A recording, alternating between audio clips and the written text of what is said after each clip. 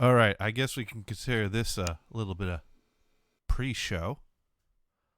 Um, as you can see, I'm here, and to my that side is a empty chair, and in my hand is beer number 7, which is a dangerous number for me, and we're just gonna have a conversation. Actually, I'm hoping for just a conversation. Could turn into a full blown shouting match. But that would serve no one any good, so probably not. Anyways, I should bring up the chats to see if people watch as they watch. So let me go ahead and do that. But yeah, Lulu and I have been typing back and forth on our Facebooks. I don't normally type on the Facebooks, but I was in a good mood tonight because I have a whole bunch of MTV Undressed episodes, and I've been looking for those for years. And I don't have all of them, but I have like a lot of them, and that's great. And so I feel good. I feel happy because, that's really what it all comes down to. And so I was typing back to her, and she was typing back to me, and we're just typing back and forth. And I finally said, "Well, dude, we could just keep typing back and forth, or we could, hop into team talk and, have a little conversation stream, and hey, maybe even get some comments here and there or wherever." Yeah. And I decided, hey, let me just hit the go button and intro this thing. So yeah, the Twitch chat is up on my screen here. I should probably give this a different title, so let me go ahead and write in Gators and Lulu and drinking. There we go, because I'm drinking. And there we go. We'll just call it that. Now, my phone just made a sound, and that's because... Why? Oh. Someone mentioned me in a comment, and someone's on call. That's not me, because my team isn't on call, which I haven't been in a job where my team's not the one that's on call in a long time. And so that's been great that they consider the people above us to be the ones that take the on-call duty. They haven't figured out that really they should give the help desk the on-call duty. And I'm not going to tip them off to that. I am not. I'm not going to be one to say, oh, yeah, you hate that being on-call thing. You should tell the boss that should be a help desk thing, because most places do it that way. I'm not going to say that. All right. Well, let's, you know what? I'm not going to bother changing the YouTube stream title name, because I don't care enough, and probably no one's watching there anyways. But we'll just go ahead and bring up the chat just in case someone sees it there. So yeah, we're just waiting for Lulu to this is the Lulu chair watch of 2020 is maybe I should have waited for her to come back to the chair to hit the go button. But then again, no one's watching yet. So this is kind of, most streams would have a title card that'd be like stream starting soon. So that's kind of what this is. Well, this is let's figure out why the cable is crackling and see if we can fix that and tighten that. And I don't know. I've tried changing the cable. I've tried tightening the screws. I've tried wiggling the wires. And I don't know. This mic just likes to crackle whenever you touch the damn wire. Yeah.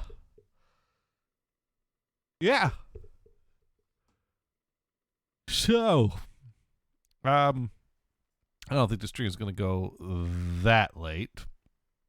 I probably got about an hour in me at most. But an hour from now, I might have another 2 hours in me. So we shall see how that goes.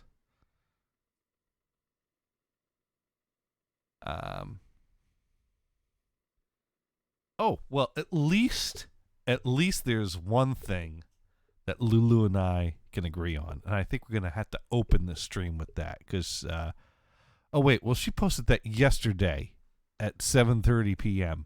And when I just load up my Facebook page, that's what shows up on the top of my, like, you know, it used to be that Facebook showed you the most recent things that the people you follow posted. And it was basically just like, these are all the people that you follow, and these are all their posts, and we're going to put them in the order of most recent to least recent. And at some point, Facebook said, you know, that's logical, but we just can't help ourselves. So we're going to have a little fun with things, and we're just going to mix it up, and we're going to decide what you see and when you see it. And, well, that's kind of a problem. And I know there have been times where I change the way Facebook displays things to be more to my liking, and then Facebook decides, yeah, that was a nice suggestion.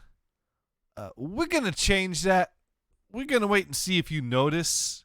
And if you don't like it, you have to figure out how to change it back. And I've done that, like, you know, 3 or 4 or 10 fucking times. But Facebook just keeps on, you know, I got to say, when it comes to Facebooking, the people I have the most respect for are the people that delete their Facebook accounts. And man, I miss them. But man, I'd have so much less respect for them if they showed up again and came back. That's kind of Facebook these days, isn't it? Maybe these are the things we should discuss. Well, we shall see, because we're looking at an empty chair, and we're waiting for that chair to be occupied. And but if you all have topics that you think we could discuss or whatever, I don't know. No one's watching yet. I got 0 views on Twitch because people got to scroll pretty far down before they get to me. And on the weekends, that's a lot of scrolling. And so, yeah. Maybe on YouTube. Maybe some of my YouTube followers might see me. Maybe on no one on YouTube. Maybe some of my Twitch followers see, oh, he went live. He hasn't gone live on a Saturday in a while. Maybe we check that out. No. They're not checking it out. They're not. I don't know. Well, when we're done here, maybe I can raid Ray Rachel with 0 viewers, and then we could laugh about it.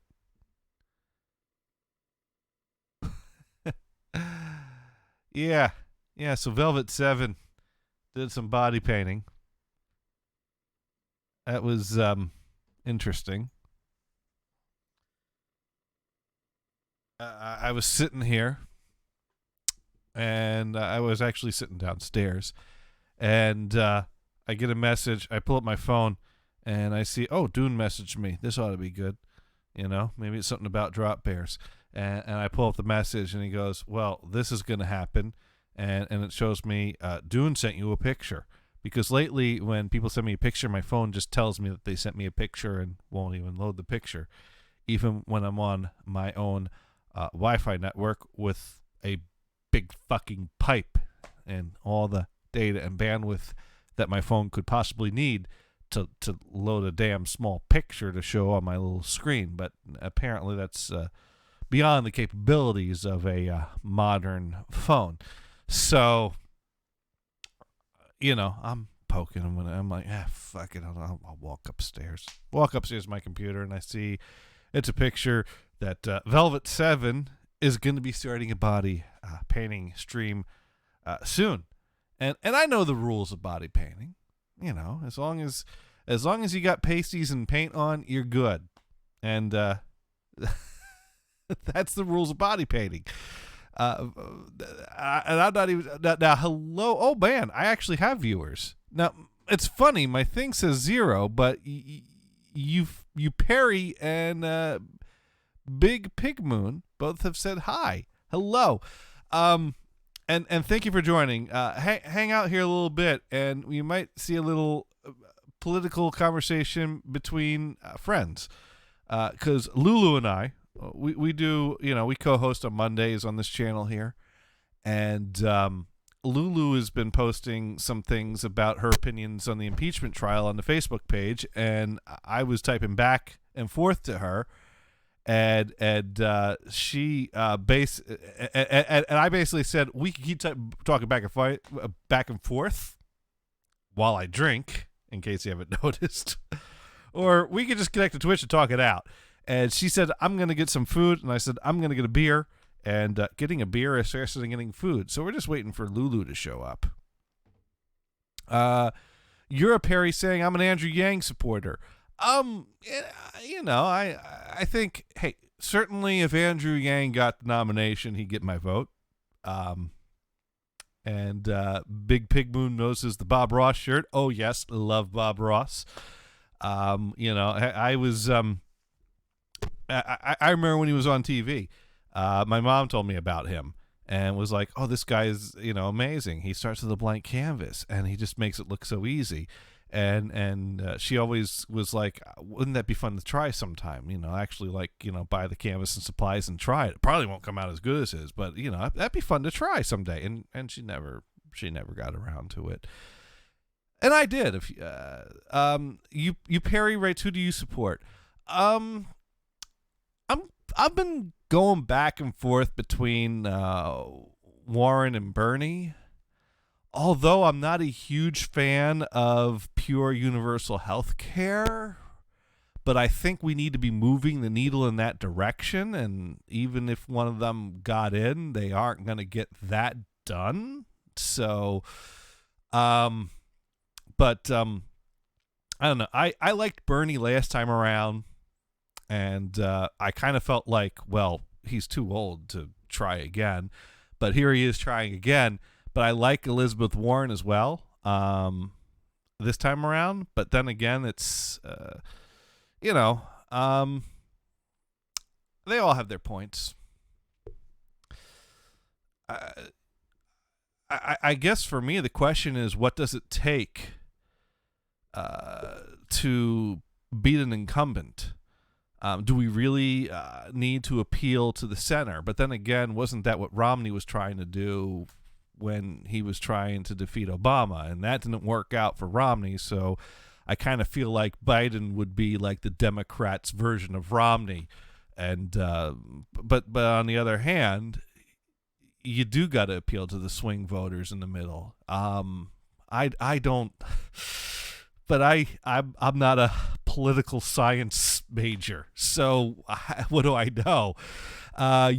You're a Perry writes it. I respect Bernie, but don't necessarily agree with a lot of his opinions. I think Warren is a phony. I think Warren's gotten a bad deal on a lot of that phony thing. You know what?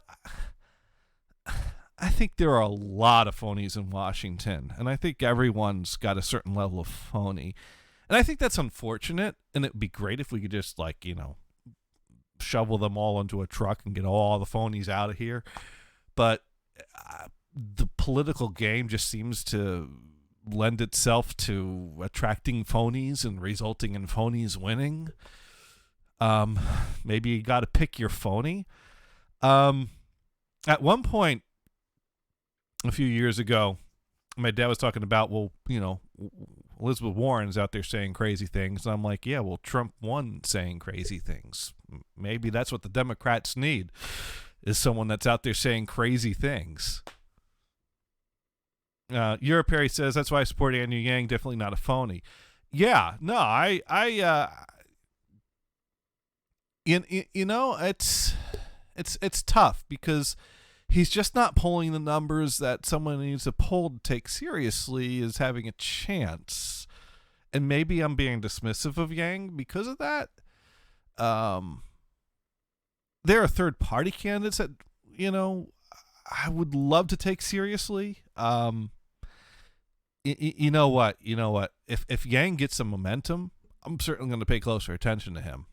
I really think our whole primary system is kind of bullshit because certain states get more of a say than others, because there are some states, by the time the primaries come to them, it's already been decided. And you know, why does Iowa get to, you know, start this off? Why doesn't, you know? Anyways, your Perry writes in, I believe the polls are fake and determined heavily by the corrupt DNC who colluded against Bernie in favor of Hillary in 2016. I was really pissed off about the Bernie Hillary thing. I do think Hillary was a strong candidate. I was pissed off about Bernie being treated the way he was. And in fact, I mean, when Bernie didn't get the nomination, I was kind of put off to Hillary. But then I paid attention to what Hillary was saying in the general election, and I was like, well, you know what? She's actually, you know, a pretty strong candidate. And for me, it's kind of sad that I don't know if the Bernie Hillary thing, how much of a role that played in her loss. But yeah, it's kind of sad that poor decisions by the party result in a half of the country having less representation, which goes to show that we got a problem in this country, because, you know, we really need a system that allows first of all, having two sides oversimplifies a far more complex country than two parties can really represent. But if you're going to boil it down to liberal, conservative, our country seems to have this system that swings one way, swings the other, swings one way. And if you don't, we're reaching a point where less and less compromise happens, and more trying to undo the other person's stuff and ram our stuff in and go back and forth is happening. And that does neither of us any good. Your Perry writes in, I'm anti-war, anti-military, industrial complex. Yeah, I'm on board with that. I think, I mean, I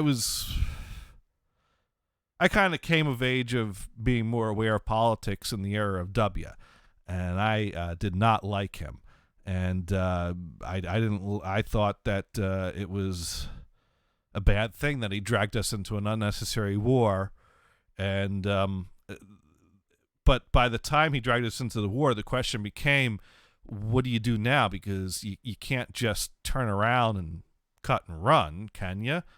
Is that right? Is that not right? And you know,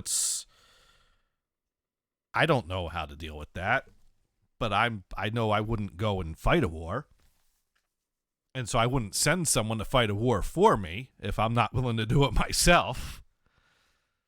I thought Lulu would be here by now. We're still looking at the empty chair. I probably connected the stream prematurely, but that's okay, because you, Perry, you're, is it Perry or Pay? I don't know. What is your opinion of Zionism?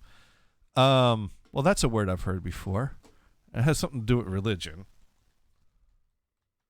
All right, Zionism. The movement for the reestablishment and development and protection of a Jewish nation. Oh, wow. Well, that's a very, very, very. The thing is, we're dealing with real people on both sides of that issue that are seriously impacted by, you know, didn't George Washington want us to just stay out of foreign affairs? Can we go back to that? It's too late to go back to that, isn't it? Amen, brother. Yes. Yes. Amen. Well, I want to be. Your Perry wants to become an isolationist, but the CIA will not allow. The neocons will not allow. All right, you're going a little deeper than I'm aware of. The Zionist Americans will not allow. Well, isolationism isn't exactly great either. I mean, we do have to be diplomatic. We do have to be part of a global economy. We do have to maintain peace with the world. But do we have to control all of that? How involved do we need to be? I'm fond of saying about just about anything and everything that life is a balancing act. And I guess us humans are horrible balancers in that case. I always feel like I have the right idea of where the balance should be, but it generally disagrees with everyone else. So who's to say who's right, who's wrong? Your Perry writes, it's safe to say that the majority of Americans do not want America to be the policeman of the world. On the other hand, there is something to be said that we don't want to. I think everyone wants to be in control. And if you're the policeman, you're in control. So that seems to drive our politics to be the top, be in control. Let's see. It's not our right to get involved in other countries. No, I agree with that. Amen. We do not want them to get involved in our politics. Why should we? No, we shouldn't. But that's also a scary thought. You know, what if we weren't in the position we were in and we were at the mercy of another country, which I wouldn't want to be at the mercy of another country, all the more reason that other countries shouldn't be at the mercy of us. Yeah. But how do you keep the playing field level? The nuke changed everything. Well, we're not at the mercy of anyone.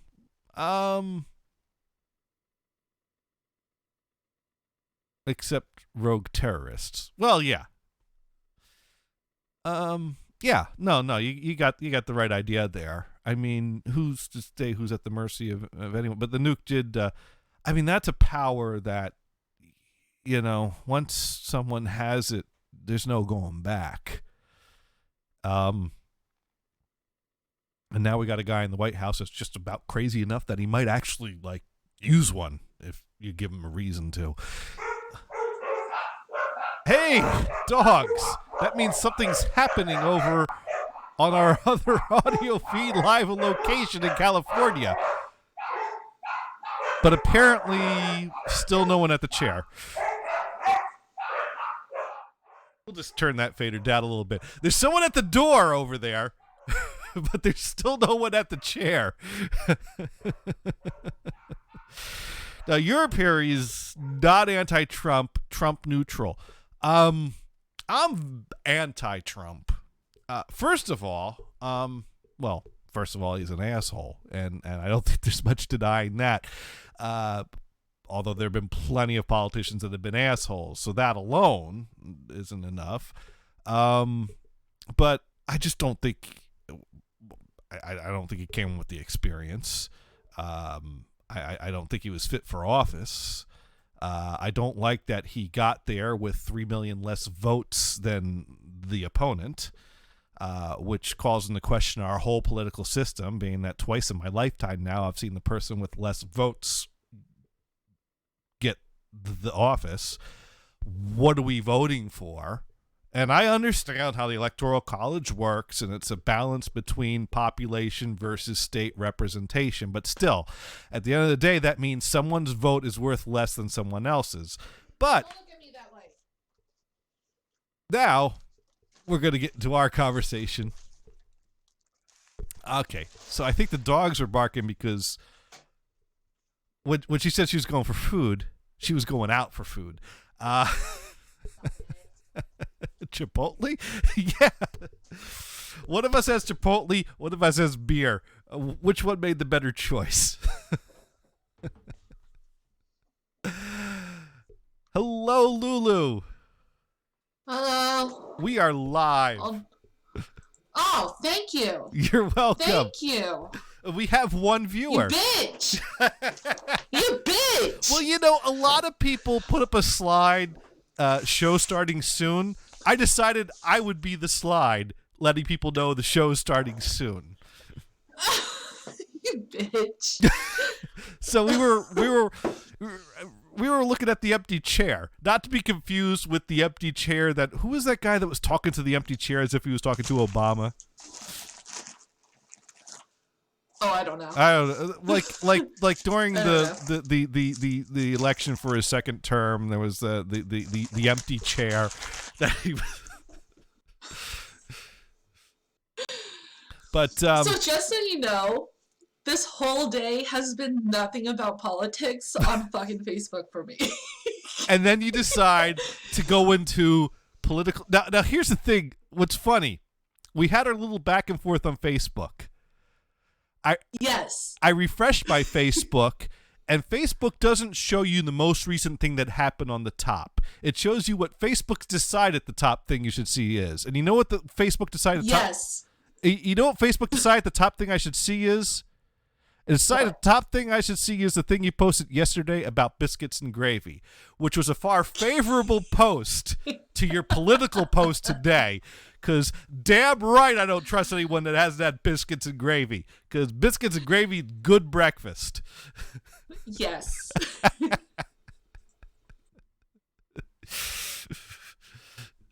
Yeah, Europe Harry says, I like you Gators, even though we don't agree on everything. Beauty of America, free conversation.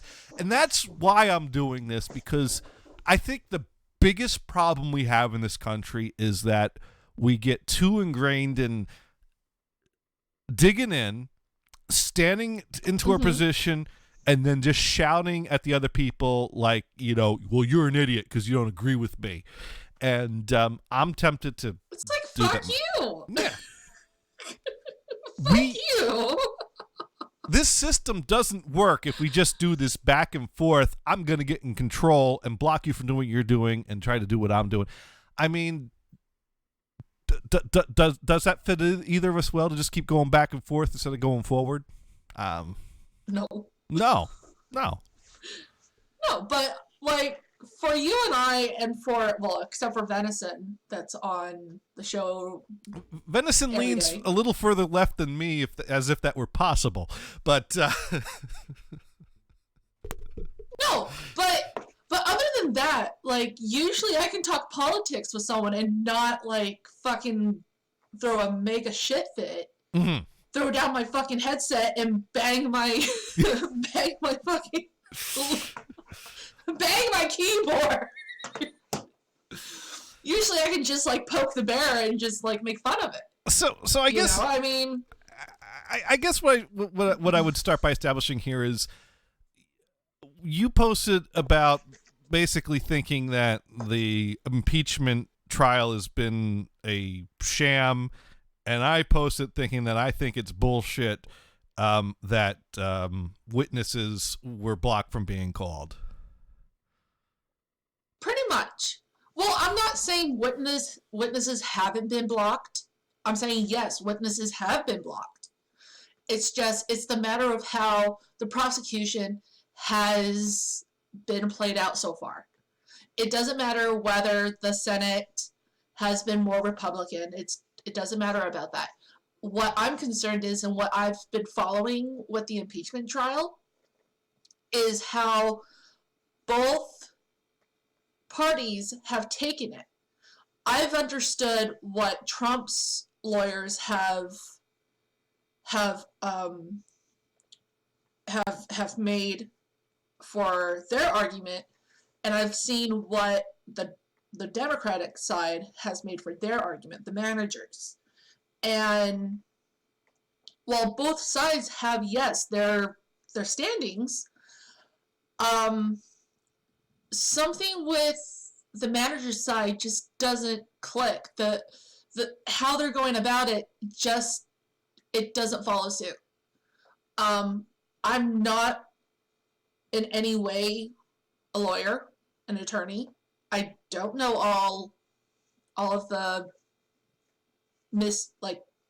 ins and outs of it, but I do understand enough to see, okay, something's not right here. I thought that you pull your witnesses and stuff like before trial. You pull all your information before trial. You go over your information before trial. Why are you pulling more almost towards the last bit of a trial to try and understand more? And then why isn't Trump's lawyers allowed to cross-examine what the managers had?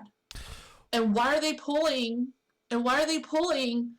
information from journalists and from newspapers that are highly on the left side? Why are they pulling that from the left side instead of looking at a more neutral party and seeing what they have to offer? Because from what I'm getting is that they're using everything that is directly for them and not looking at it from a biased standpoint. Now, are you talking about the Democrats' opening argument that they're not being biased enough? Because their opening arguments that they present to the Senate, they're going to present their best case and they're going to pull their own sources, and Republicans were able to do their own opening statement to pull whatever sources they wanted to as well. Now, I will admit, I did not watch all the opening statements because I work, but I'm saying whoever did the sources that they wanted probably didn't pull. I'm thinking probably didn't pull the correct sources, because there was a few sources that were lingering in the back, that were articles from that looks like third-party articles that a source that a journalist from, well, what was the LA Times or something, mm-hmm. came up from the LA Times during one point, that the title just didn't seem right. Like, it seems like they pulled something from the internet, from like Twitter, and put it in an article that was supposed to be political and governmental, and it seemed like it was something from BuzzFeed. So it was very controversial. So you feel like the Democrats are presenting as evidence in their opening arguments articles that are going, that if you follow the sources back, come from BuzzFeed. Sort of like that. Sort of like entertainment or social media sourced. Okay. Now I could see where that you might take issue with that. To play devil's advocate, for opening arguments, Democrats and Republicans are playing by the same rules, and there's a whole lot of crazy sources the Republicans could pull from in their opening arguments if they wanted to. Yeah, and I'm not saying they don't. I'm not saying anything like that. But my main concern is how they're going about with prosecution guidelines. Well, now, once it came to the Senate, it's being presided by the John Roberts, the conservative-leaning Supreme Court justice. It sounds to me like your big issue was how the House investigation went, which was under Democrat control. And it's certainly a very valid argument one can make, is that it was rushed, and more of this investigation should have been done in the House investigation before presenting it to the Senate. And they very well probably did rush it based on timing decisions, because they wanted to get this over with before the general election and focus on the election. Although I think they were hoping for it to not have gone quite as badly as it went for them. Dude, they were obviously trying to get him out of everything election-wise and political. They were trying so hard. Both sides wanted to get this over with as fast as possible, which is why the House rushed it through their process and the Senate is rushing it through their process. But now, your Perry writes in, doesn't impeachment bore you folks? I am kind of bored of it. It's just the topic that we argued on Facebook today. Okay. Now, your Perry's for Yang. Go ahead with your statement, and then we'll talk about other candidates. I've been stoned throughout the times that I've watched the impeachment process. That's what it requires. That's what it takes. That's why you've watched. I'm like, you watched all that? Who the hell watches all that? Now it all makes sense. I've watched a good week of it. This is why you see. I don't get stoned. That's why I didn't watch this. When you're like, did you watch it? It's yes. Like, I don't get stoned. What do you mean? Did I watch it? I was sitting in my camping chair in the living room, smoking. No, you see, you watching smoke. The bitch. You smoke, then you watch it. I watch parts of it and then I drink. See, that's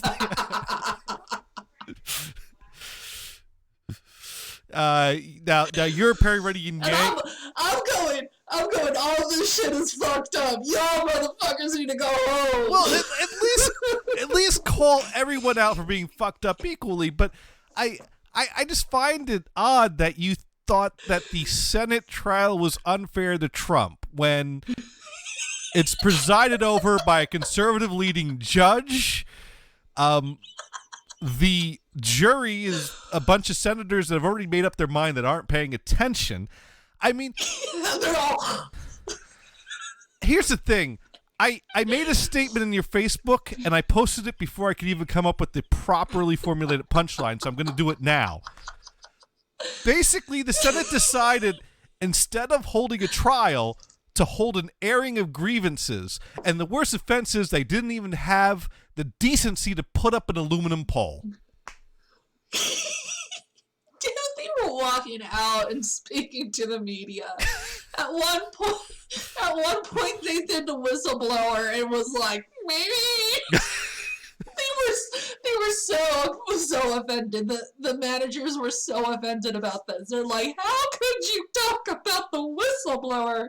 Oh my god. Well, I mean, we're supposed to keep his identity a secret, and well, I mean, what's his face? It was Senator Rand Paul. Rand Paul. Well, he's a douchebag.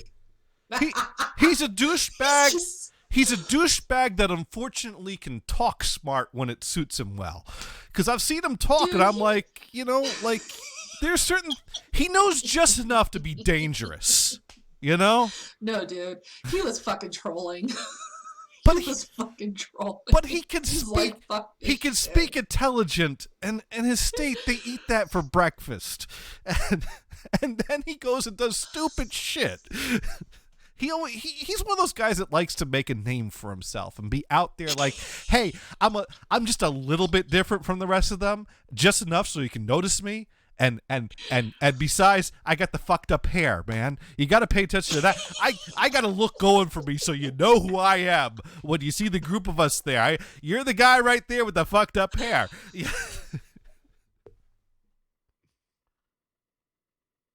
What I got out of all of it is that soon enough they're all gonna fucking die. Okay? No, not soon enough, because that's the only way you get a turnover of power. Okay, I'm sorry. It's okay. I'm just letting you know we're going. Okay. Okay. Love you. Love you too. Well, Good night. down a little bit. We had to keep you from being as animated now. Oh, thank going to bed? Mm. Oh my god. This is time to shove hamburger in my Mm. mouth. Well, now your Perry started by asking who I'm supporting, and I kind of mentioned I'm going back and forth between Warren and Bernie. Who do you like for Oh the god, general? I'm so sorry. I'm sorry. Well, here's the thing. My biggest problem with Biden is I feel like Biden is like the Democratic version of Romney. You know? No, he's Hillary Clinton with a penis. Well, okay, that's another argument you could make. But because Romney ran against Obama on his second run, and Romney was the the moderate that was supposed to reach across the aisle to get the moderates, and nobody liked him, nobody wanted him, and he lost. Which is kind of fucked up considering that everyone came out and voted. It kept the House Republican leading, but still voted for the Democrat president. I still don't comprehend how that happens, but that happens. That's how much they didn't like Romney. So it's like, you know what? We can't put up the Democrat version of Romney and expect that to beat Trump. We got to put Crazy up. And who do we got for Crazy? We got the old man from Vermont, or we got Warren over here in Massachusetts. So that's what we got for Crazy. I'm voting for Vermin Supreme. That's who I'm voting for. You're voting for what? Vermin Supreme. I'm sorry. Supreme? What? What Supreme? Vermin Supreme. Vermin Supreme. That's a candidate? Yes. I've done. I'm writing him in. You're throwing your vote away. Got it. Yes, I'm throwing my vote away. Well, that's okay. You live in California. You know, you live in California. You're voting for the Democrat anyways. So thanks. I know it doesn't matter. Thanks it the doesn't fucking matter. Thanks to the Electoral College, your vote don't matter. Neither does mine. I'm going Democrat too. At least for me, I can throw mine away, like easily. Yeah. And no one cares. Right. And well, I yeah. Here, this is Vermin Supreme. This is why I like this guy. Okay. I think he's from New Hampshire. All right. So you sent me a link to a YouTube video. Yes. Oh, he's wearing a wizard hat and got an old man beard. No, he's not wearing a wizard hat. That's not a wizard hat on his. Oh, that's a boot. That's a fucking boot. You know what? I might write this guy's name in too. Now that I know that's a I'm boot serious. on his head. When I saw the wizard hat, I was like, He's been running since 1984. When I saw the wizard boot, at first I was like, when I saw the wizard hat, I was like, but when you pointed out it was a boot, that's when you got me on board. Let's see what. Eroding the gum line of this great nation long enough and must be stopped. For too long, this country has been suffering a great moral and oral decay in spirit and in sizers. A country's future depends on its ability to bite back. We can no longer be a nation indentured. Our very salivation is at stake. Together, we must brace ourselves. The stake. As we cross over to the bridge work, into the 23rd century, let us bite the bullet. Wait. And together, make America a sea of shining smiles from sea to shiny sea. Now, friends, some people will tell you that this mandatory toothbrushing law is about the secret dental police kicking down your door at 3 a.m. to make sure you've brushed. Friends, it is not. Some will mention the... Okay, all right. I could deal with mandatory brushing, but if he starts breaking out the floss, he's lost me. I don't floss for no one. So... It gets better. Well, we're going to continue this? Okay, all right. Let's hear more about his toothbrushes. Okay. Dental re-education centers or the preventative dental maintenance detention facilities. It's about none of these things. It's not about the government-issued toothpaste containing an addictive yet harmless substance. All right. Well, he's issuing the toothpaste because I was going to ask, how do you expect the poor to afford their toothbrushes or their toothpaste for their government mandated brushing of teeth? But he's got a plan, which is more than Yes. we could say for many politicians. A government issued toothpaste right there. He's got something. And I mean, if we can afford, how much do they spend on those hammers? I think we could afford a tube of toothpaste. So, all right, Yes. let's. No, friends, it is not even about DNA gene splicing to create a race of winged monkeys to act as tooth fairies. Wait, what? Yes. Wait a minute. He's talking about He just went all gang on us because if the tooth fairy gives us money, so this is like a government wage or in the form of winged monkeys delivering it to our pillows. Yes. I like this. Let's see what else he has to say. Friends, what this mandatory toothbrushing law is really about is strong teeth for a strong America. My name is Vermin Supreme. I'm a friendly fascist. I think he is. I think this guy is a libertarian ridiculing everyone else, though. No. I think I just got the joke, and now I don't like it as much. I liked it better when I was taking him seriously. No, continue. Oh, okay, all right. I am a tyrant that you should trust, and you should let me run your life, because I do know what is best for you. Yes, I am a politician. I will promise you anything your little electorate heart desires, because you are my constituents. You are the informed voting public, and because I have no intention of keeping any promise that I make. Vote early, vote often. Remember, a vote for Vermin Supreme is a vote completely thrown away. I would like to take this moment to acknowledge... Well, that is the most honest thing a politician has ever said. Too bad he's not actually a politician and just a crazy man with a boot on his head that is not getting any votes beyond your write-in. But and speaking of write-ins, we are watching the chats now. Perry did send me a link to a story about Elizabeth Warren because he's not too crazy about Elizabeth Warren. Senator Elizabeth Warren assured Iowans recently that if she's elected president, that any future Secretary of Education will need the approval of a transgendered child she met last year. Well, that's a very extreme statement that I'm wondering how true that is. I'm wondering if that's so many times in President Trump's campaign, the line, he was just joking, he didn't really mean that, were spoken. And I feel like, we could take those 10 times or 20 times or 100 times that was said for Trump and cash them in for one of our Democrats. Do we really think that Elizabeth Warren is seriously going to put the future of Secretary of Education on one individual transgender child, or do you think she was making a point?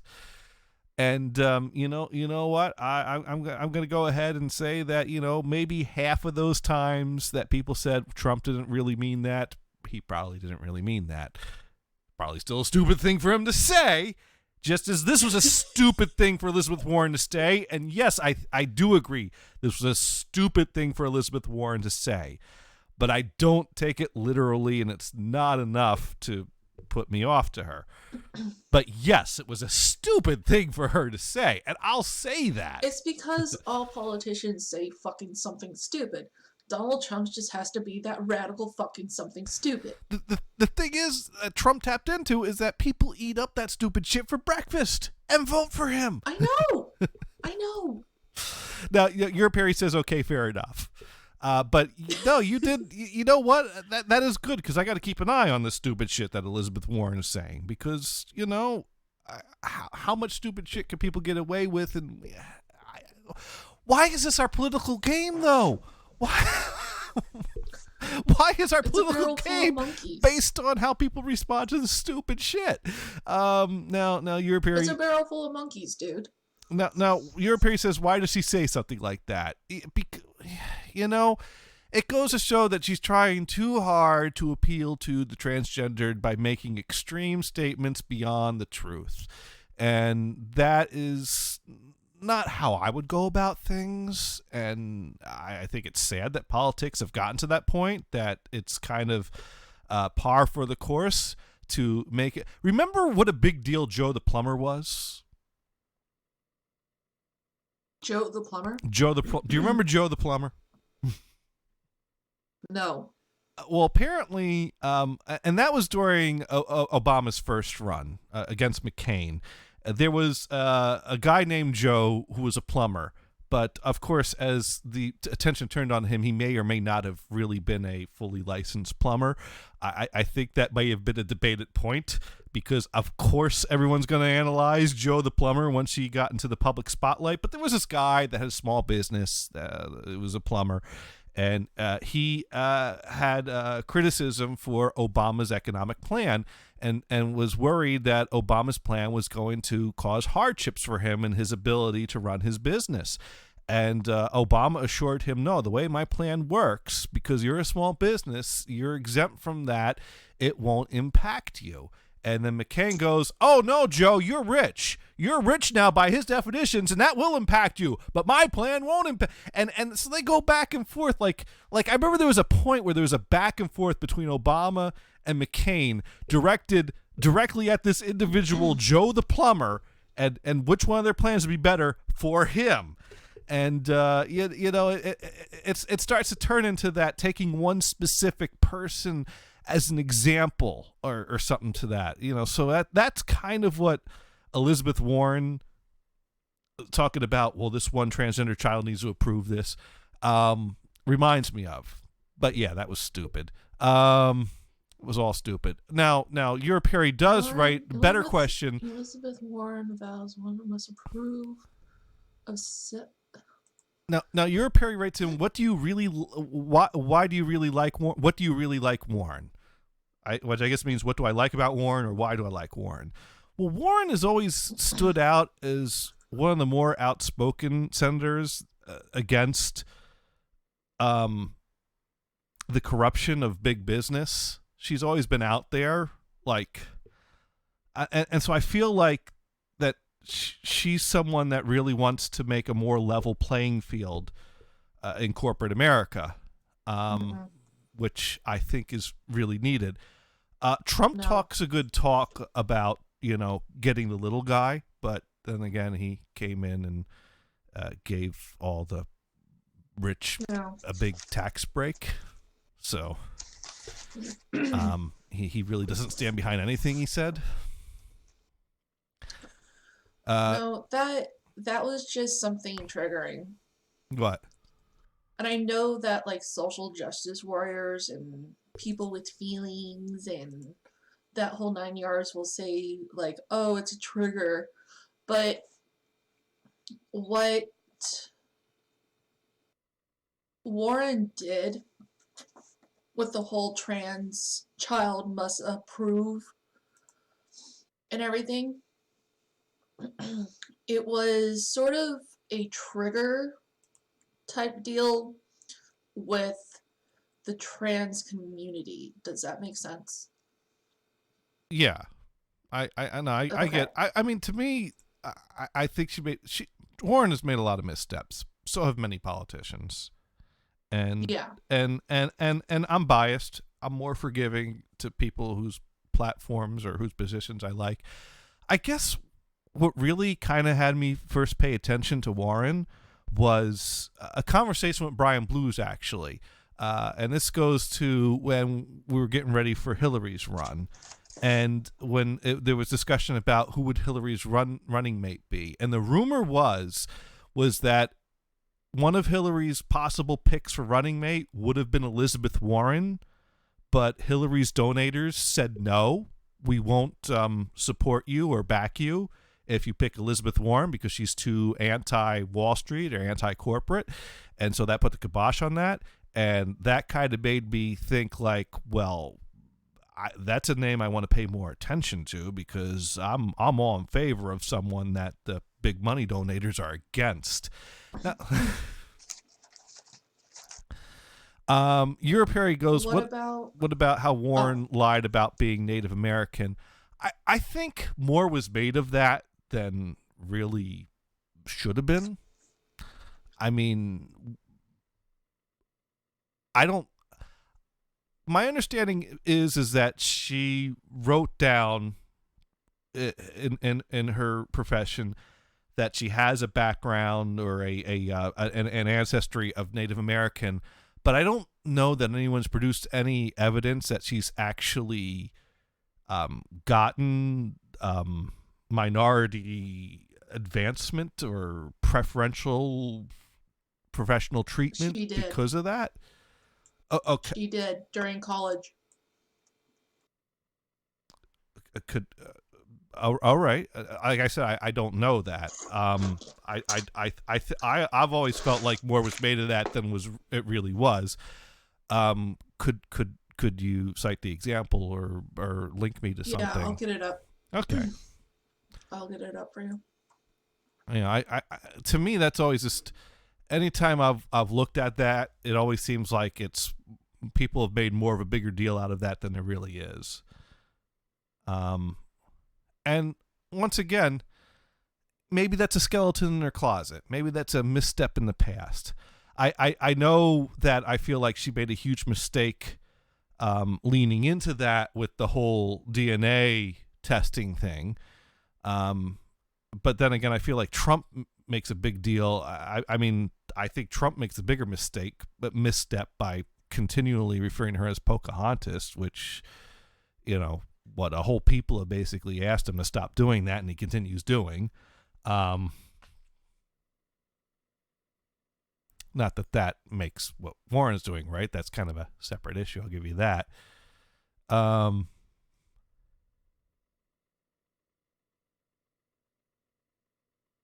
know, I mean, yeah, Warren comes with her own baggage. I guess for me, I kind of feel like Warren might be cooling right now. And the big problem is the microphones that were still on when she walked up to Bernie and called him out on their little back and forth.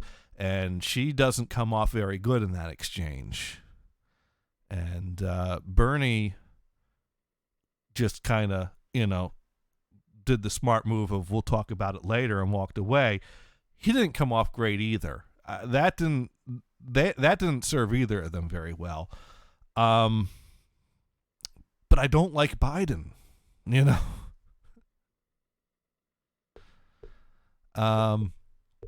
Now Europe Harry goes, she's cooling, especially after Joe Rogan endorsed Bernie Sanders. Yeah, I really felt like earlier, like it was going to be between a more progressive, which would be either Bernie or Warren, with Warren doing better than Bernie, or Biden if he pulls it off. But Biden has too many gaffes. And so I kind of felt like, well, I thought Kamala Harris was doing really good until she cooled. And I was kind of like leaning towards her, but as she cooled, I started leaning towards Warren.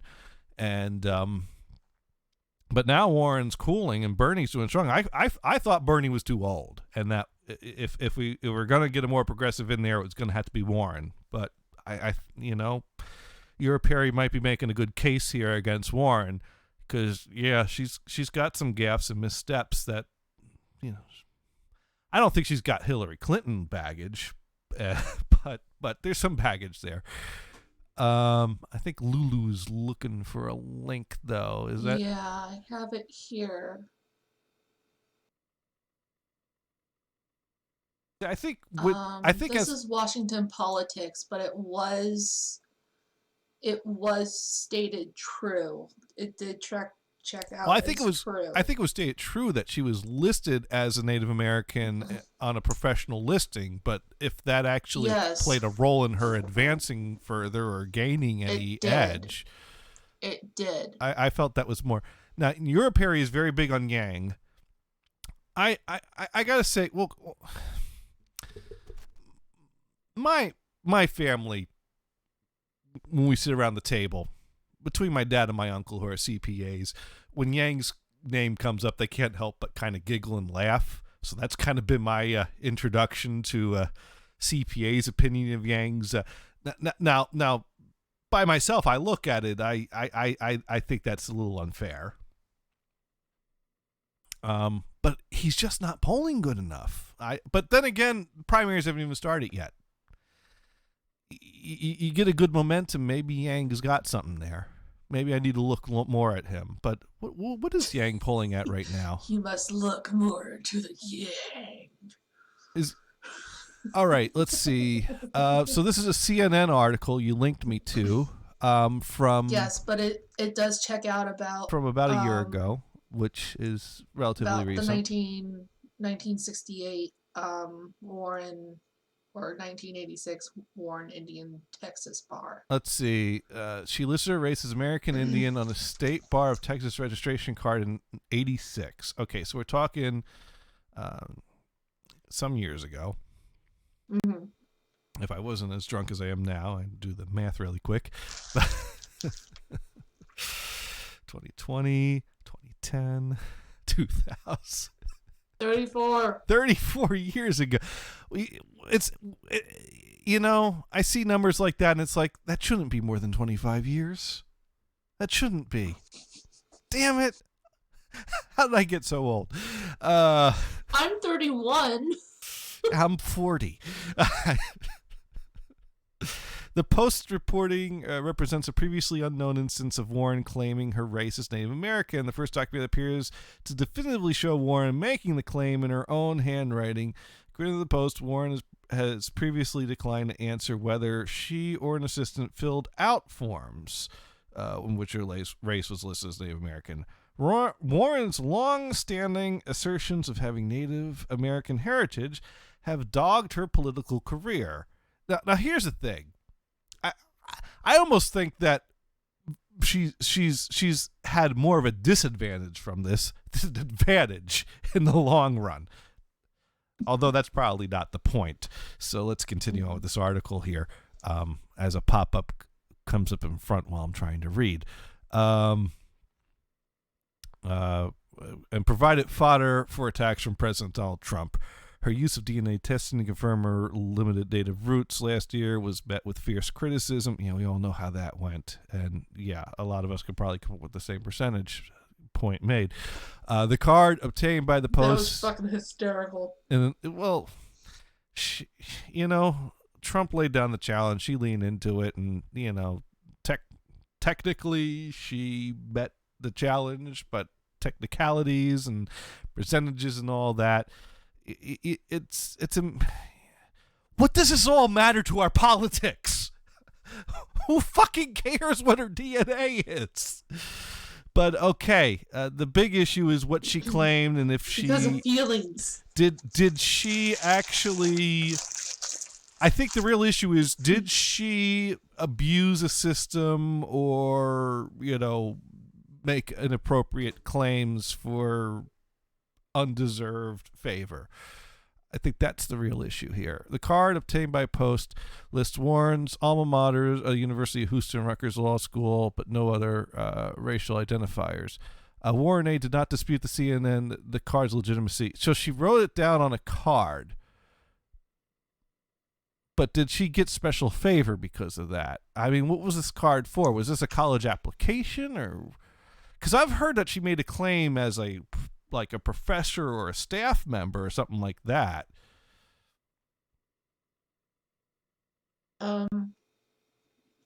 Responding to the accusation that Warren's ethnicity factored into her rise in the legal world, an aide pointed to an exhaustive Boston Globe investigation published last year, which would be 2018 at this point.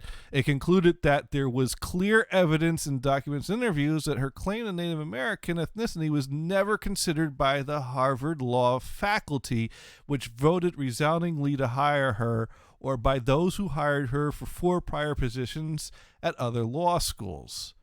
A controversial video that Warren released in October showed the results of her DNA test, also featured some of Warren's former colleagues in academia who stated that the senator's heritage did not affect her hiring. News of the card comes following Warren's acknowledgement Monday that she had apologized to Cherokee leaders for causing confusion by her use of a DNA test to prove Native American ancestry. I'm not a tribal citizen, and I respect the difference, the Massachusetts Democrat told CNN.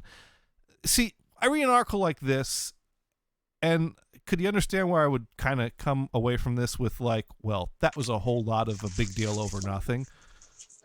Yeah. I mean, nitpick at her for writing something down a form somewhere, but did she really get anything from that? Did she really abuse anything? Is that really a big deal? At worst, it's a mistake she's apologized for and might even regret. And I think I've done worse things in my life than check the wrong box on a form for a job application. Well, technically, she's a Native American now. I mean, technically, we're all Native Americans. I think the bigger... if you really want to be racist about it. I think the bigger thing that makes me pause for thought that I've seen said about her was that she remained silent during that whole pipeline controversy that supposedly, you know, and you would think that her claiming to be Native American, that she'd speak up and weigh in more on that. That is the thing that has given me the most pause for thought for Elizabeth Warren. Yeah. But I've not researched more into that yet. But that has been on my mind because I've seen those claims made, like, well, where was she when the pipeline happened?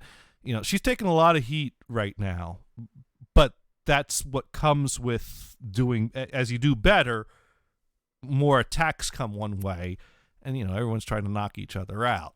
So that's been the latest thing on my mind when it comes to Warren, is the accusations about being silent about the pipeline issue.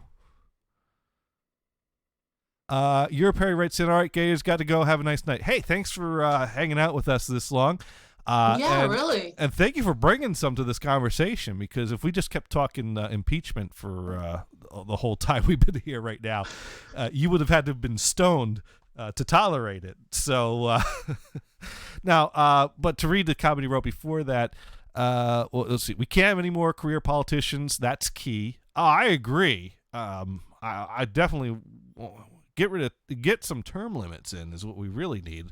Now, Trump's spoken in favor of term limits, and he's done not a damn thing for that. If anything, he wants to get rid of them for office of presidency. UBI will not happen until we entirely restructure the spending budget, which we should do, so the CPAs can laugh all they want, but it is the future when automation contributes to rapid decline in the job supply. No, I'm certainly concerned with the way that as more automation happens, the potential for jobs drops. But I also question if that's the reality, or if controlling automation just shifts the amount of jobs that we need. I don't know what the long-term future of number of jobs is. I know types of jobs is definitely changing. And if the number of jobs are dropping, then that's a problem. And I've always felt that we need a safety net for the less fortunate. One senator already said that with the fucking Wuhan virus, it's like, oh, it's gonna push jobs back to the United States. It's like, really? Really? You're gonna bring that to the table? I don't know. That's quite a statement. Yeah, that was quite a statement. I'm gonna actually find that. I was not prepared to respond to that. So we're just gonna move right along. But thank you again, Perry, for joining in on this little.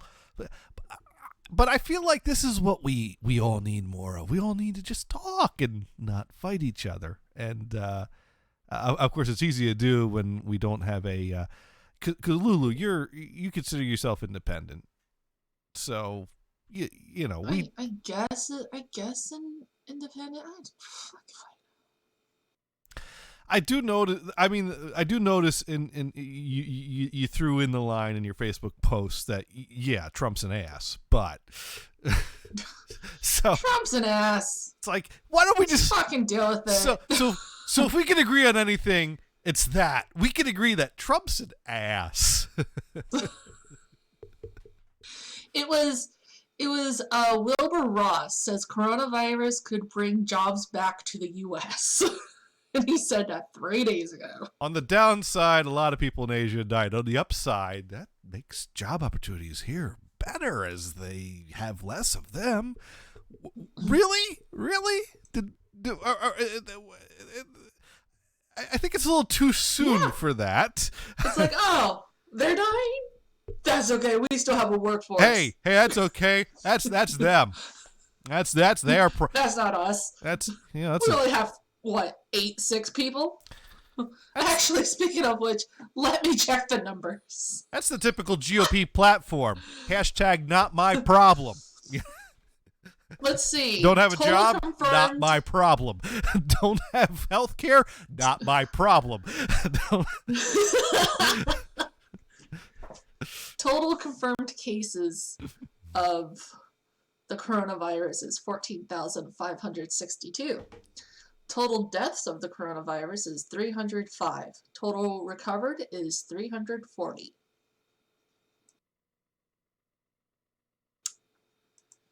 Yeah. I've seen a lot of. I remember when bird flu was a big deal. I remember when swine flu was a big deal. I've kind of seen a lot of these things go around that I didn't catch and didn't kill us all. And so I guess call me the hopeful optimist that this is another one of those. But No. But then again, that all those things impacted dude, people that were not me. So the maybe it's a Chinese little callous of me to isn't- say that. The Chinese government isn't giving us the right numbers for their country because there's been the crematoriums or the funeral homes in Wuhan that have been pumping out the cremations of close to 300 cremations per day since this has been happening. So since this has really escalated, they're saying at least probably 30,000 people have died, and there's like 7, 8, maybe 10 funeral homes within the city, and they can do anywhere between 1.5 to 3 bodies an hour. And depending on how many cremation boxes they have to burn the bodies in, they can do a set amount of numbers. And there's been leaks of nurses and doctors pleading for help, saying that there's 90,000, 100,000 people sick on the streets. The hospitals are above capacity. I've really not been following the coronavirus thing closely, except that I mean, there's concern about what's coming into this country, and I think there's people around my office saying, "Hey, if it gets to Boston, I'm working from home," and yeah, it's scary over there. It's and it's not going to get any better anytime soon. Well, if it's as bad as you say, that's a scary thought, because if it ain't getting better, getting worse than what you described is not a good direction to be going. No. And then also what's interesting was a doctor in Massachusetts, I believe in Boston, was recently arrested. Boston doctor arrested. Boston doctor murdered. No. Oh, and Jose Guzman is watching us over on the YouTube stream, so thank you for your Mhm. Sunday greetings over from Malaysia. Foster, Dr. If anything, hopefully he Austin. enjoyed the words from the guy with the boot on his head, because I think that's been the most entertaining portion of our stream. 2, 1, 20.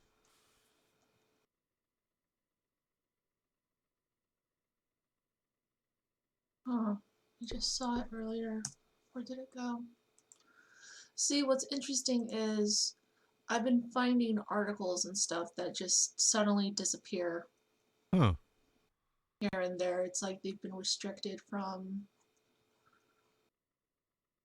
media after it's been shown. Well, yeah, that could be. You And know, it's frightening. the worst thing though is a few years ago there was a YouTube clip of a great, brilliant scene from MTV's Undressed when a guy was throwing lunch meat at his girlfriend, and that has since been taken down from YouTube, and I can't find it anymore. So if anyone has that episode, I only had the first 11 episodes of season 2, which cuts off right before that scene happens. So I do like that you liked my tweet at the same time that we were battling it out on Facebook. That Yeah. that made it that much better. Cuz Oh my God. I don't know if you got the joke there that I got both TVs in the shot. One's got like trash TV on. The trash, which I will, to the day I die, defend my position that the greatest TV show of all time is MTV's Undressed. And it is a crime against humanity that it's not available on DVD. Because I love that show and you can't find it anywhere. I found the one person in the world that has about half the episodes, and they sold it to me for the low price of a $50 Amazon gift card. And I'm happy to say I didn't get scammed out of $50 in that transaction. So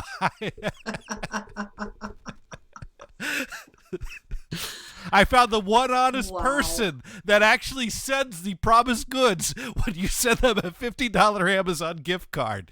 Here it is. I found it. I found it. Listen, look at this one. Ties to China. Now, Wada Shawab, I'm going to call you W, writes in, is your sofa a green screen? Actually, this sofa, it's a futon, and it's a futon cover that's on the mattress pad, and it's lime green. It's awesome when it's a green screen. I can use it as a green screen. It's technically a little duller than a proper green screen. The Put a Amazon whole green screen in the back. the Amazon listing for this futon cover, it comes in different colors, and the picture of this one looks like a green screen, which is why I bought it. And yes, I can green screen it. I can chroma key it. Actually, let's go ahead and do a quick little test right now. If I click on my, no, that was the wrong thing. I got to, what do I do? No, oh, that was the wrong thing. Now there's two of you and none of me. That's because I figured out a little quirk in how Windows. It's always better with two of me. It's a little quirk in how windows are captured in OBS. OBS captures the window on top if two windows have the same name, and when I split out our webcams, they both have the same name. So I have to select the window one at a time with the right one on top, and I just accidentally opened up the properties, and it recaptured my camera as your camera. So now I have to recapture that. There it is. All right. So now I got to add a filter to that, and we do the chroma key color of. Generally, I do a custom, and I select a duller version of green. And let's see, we set the sensitivity until it it's not working now. I can't seem to get it to work.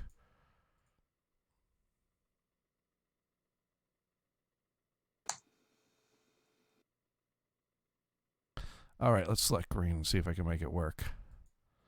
I can't get it to work today.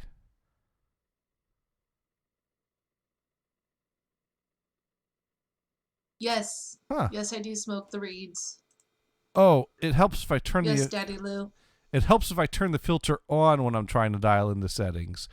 Because by the default it turns the filter off, and so my preview shows nothing. Okay. What? All right, so there we go. So now I've put a filter on, and so now my couch looks black. And but that's because I need to add something to be behind it that will show through the black. So now let's add an image, and let's see if I can find a all right, I have a bunch of different images I could select. Daddy Lou, follow me. Because I'm Deviant Lulu. There we go. So now I got this like cool 80s background. Oh, you know what? That was the thing. I thought if you could do it, you could stream to your Twitch channel too, and we could both be streaming. Oh, can I? Well, How can I do that? if you got a mix that you can send. The only problem is I don't know if you can send your webcam to both unless you capture your window. Do you stream with OBS? I stream with OBS. All right, so if you break out your video preview into a separate window and then you capture that window as you use that instead of using your webcam directly in OBS, and then you can capture your sound card that includes both of us. Okay, you're making everything complicated. This is a conversation we need to have when you're not stoned. Yes. Do this when I'm not stoned. All right, we'll do this for the next stream. Because I'm just now starting to smoke again after I ate. We'll figure this out another time, but next time we do this, we'll try to do it on both of our streams, because I don't know how much later we want to go anyways. Dude, we can go all night. It's fucking Saturday. It's fucking Saturday. But It's fucking Saturday. I can do this all night. Tomorrow's Puppy Bowl Sunday. Kickoff's at 2. Well, apparently fucking Venison already fucking watched it. No, he watched the dog bowl. That's the older dogs. Oh, is that what it is? Yeah, they have a dog bowl the day, Ew. and they'll rerun it tomorrow before the Puppy Bowl, because basically tomorrow, at some point downstairs, the TV just gets turned on to Animal Planet, and because they rerun the dog bowl, they do the behind the scenes of the Puppy Bowl, they do the this year's Players Puppy Bowl. There's like hours of pre-Puppy Bowl shit to be like, so we just put the channel on and just had the Puppy Bowl on all day. Kristen makes her guac, I make my salsa, and then we get our tortilla chips and just dip, and then by the time Kristen makes the hot wings, we're both stuffed with chips and dip, and then we force down the hot wings on top of that, and I got the fridge stocked with plenty of beer, and then we watch the Super Bowl commercials, and it's a great day. Oh, I got I'm making jalapeno poppers, and I got some barbecue pulled beef that I'm gonna make sliders with, and I'm making it's my mom's birthday, so I got her some little fancy things. Nice. I got her I'm making her some wassa crackers with some goat cheese and some fig spread and a little bit of prosciutto on top. So I'm making her some of those, and then I made her like a little snack pack for the Super Bowl. So I got her some Reese's cups and some Hershey bars and some more crackers and some very sharp cheddar cheese and some salami and like 2 ginger ales. You just went all out. You mentioned the Reese's, and I've been avoiding the sugar, and then yesterday I was grocery shopping and I was like, I've got such a sweet tooth lately, and I bought myself like the big like pound bag of peanut butter M&Ms, and I ate like 7/8 of the bag last night, and then I woke up at 4 a.m. with a stomach ache. Oh, dude. And I was Dude. and extremely thirsty. And then I took a drink of water and I rolled over and went back to sleep. I woke up thirsty again, and I'm like, oh no, did I just give myself diabetes by eating a bag of M&Ms? Because when you're awake at 4 a.m, thirsty for the second time, and being awake at 4 a.m. is not exactly when your brain's at full functioning level. No. No, it's not. But I didn't get thirsty a third time, so I'm all good. You might be insulin dependent, but I went the rest of the night without any insulin. I'm good. Well, without any artificial. I put on some Bob Ross. I watched him paint a painting. I fell back to sleep. So the cure to diabetes is Bob Ross. There you go. That's all you need to know. mm-hmm. I Mm-hmm. I think I'm fine. I think waking up thirsty twice is okay. I didn't wake up thirsty a third time. You hear people talking about getting up in the middle of the night to get a drink of water every 5 minutes, like multiple times. So I think twice in the night is not No, I'm not. I did not give myself diabetes with 1 pound bag of M&Ms. Dude, you never know. Well, You never know that it's the strangest fucking shit. Like, just that little bit will just go poof, turn your ass over to diabetes. well, Serious. knock on wood. Oh, this is wood. There we go. Knock on wood. Are you sure? I'm good. I might just have a wood finish. Maybe these years of avoiding sugar is going to bite me on the ass. And then when I get the diabetes tomorrow, I'm going to be like, damn, I wish I just loaded up on the sugar and just got like really fat the past few years, because at least I could have enjoyed the last years I had and then spend the next 10 years losing it because now I can't eat sugar. Is that how I should play it? Is that how I should? No. Am I thinking about this all wrong? Yes. Well, You no. should know. I believe, I'm a firm believer in excess and moderation. Yes. I don't buy the big ass bag of peanut butter M&Ms every week. I might buy. You just buy the super size. I might buy the big ass bag of peanut butter M&Ms about like once a year. But when I buy it, I eat the whole damn bag in one sitting. Because if I'm gonna cheat on the diet and eat peanut butter M&Ms, I'm gonna enjoy every moment of it, and I'm gonna stuff my mouth with them until I'm done. So, if you're gonna do it right. That's what I say. My parents taught me, when you do something, do it right. And I've applied that to the important things in life, like eating candy.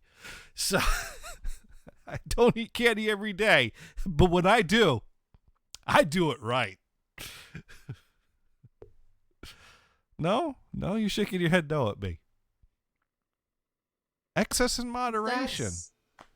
That's enough to make you sick. Right, but I don't do that every day or every week or every month. I just do There's it. people out there that do it every day. Now that's excess and excess. I'm not in favor of that. No. Excess in moderation. Have you heard about mukbangs? Mukbangs? Yes. Is that what they're calling it now? Where they eat large amounts of food on camera. That's a thing? It's called a mukbang. Yes. Back in my day, we just called that the Nathan's Hot Dog Contest. Oh no. It's called a mukbang. It originated in Korea, but they brought it over to the United States. Of course they And- did. We can eat better than them any day, any time, because we are the best at that. and there's huge people that do this, and it's Of course to they're me it's huge. disgusting. Yeah. You know. Just go to YouTube and type in mukbang. No, I don't want to do that. Or actually, I'll The I'll last show time you Hungry had Fat me Chick. go to some place and type in something, I ended up spending the next half hour reading a story about maggots. And I've regretted that every day of my life ever since. I'll show you Hungry Fat Chick. Hungry. I, She's dude, she lives next door. I know that chick. I'm kidding. I don't know. I don't know my neighbors. I'm just making a. People watching me right now don't know if I know my neighbors or not. I have to find a good one for you. Hungry Fat Chick is a Hungry behemoth. fat chick. Oh, someone that's. Now Jose Guzman thinks the futon cover is cool and likes the Miami Vice wallpaper. Gives me an LOL for that. All right. Here is Hungry Fat Chick with Nico Avocado. Okay, I just typed in hungry fat chick and like 3 different videos came up, and you know she's got some meat on her bones, and she's got Some meat on her bones? that's not a bad thing all the time. I'm not gonna do any body shaming here. I'm not doing body shaming. But I'm just showing you. you don't like her life choices, is what you're saying, and No. that's a fair assessment to make. Okay, you just sent me a link, so let's take a look. That's Hungry Fat Chick and Nico Avocado. Nico Avocado just decided to quote unquote quit YouTube. Nico Avocado does mukbangs as well. He does very large meals. Well, no, he's well. he's not as big as her, so he's not. No, he's but He's not doing it right. He's but this still shot that's on here, she's like about to shovel something in her mouth and he's watching. So clearly he is willing to learn. So he is watching and taking note. And at this stage of his life was, well on his way to okay. So these are 2 YouTube stars. So these people make a living eating on YouTube, or at the time of this video, Yes. we're making a living. And there's a little dog in the eating on background. YouTube. They all have little dogs. Now they have a lot of bad for the environment styrofoam take-home containers. And hash Yes. browns and Oh. sausages. Oh, and okay. Bacon. I like these We are foods. so excited. I'm very hungry. Yes, he is. He's skin and bones next to her. We had a rough night last night, didn't we? Yes, we did. Yes, Okay. we did. Um, Let's see. maybe I Here's should, French This toast. is my sixth. maybe I should bring this video up on our screen. So let me see if I can do a. No, that's okay. Just don't. Just Well, what good is describing what I'm seeing if people can't see it for themselves? All right, maybe we'll make that the stream. Me describing, and you don't have to watch it. Yeah. Okay. And then here's another one. So he's opening up the French And there is toast, so much drama behind. and all she's of opening this. up the. Oh, those are some. All right, the butter's melted on the pancakes there, and now my big concern though is this food still warm? Because a lot of time when people eat food on YouTube, it's been a lot of prep work, and so it's cold by the time they're eating it. And I kind of feel that does a disservice to this breakfast food if they're eating cold ass French toast and pancakes. But Usually it's cold, or I don't know. Maybe they heat it up in the microwave. well, Okay. microwave pancakes is Don't have room for almost much as else. bad as cold pancakes. But It's an abomination. yeah, I think that's the real crime against this video is that they're probably eating a cold ass hot breakfast. 8 more containers, all back from here. They have a whole lot of containers. So she's going with the pancakes, and he's going with the French toast. And I wish I had my pancakes button right now. I'm gonna have to find my pancakes button on my soundboard. Is what I'm gonna have to do. Sausage and eggs.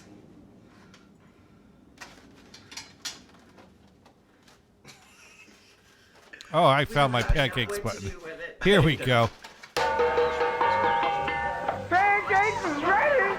That's You could have a fit hash brown on your plate. Look at the size of those pancakes. I know. I'm like, God Almighty. I've seen bigger pancakes than that. There's your hash brown. Okay. I mean, these pancakes take up not the full circumference of a standard plate. I've seen the food challenge pancakes that are like taking up like the I'm big like, I'm gonna platter take half of with these that off. guy that does the food challenges.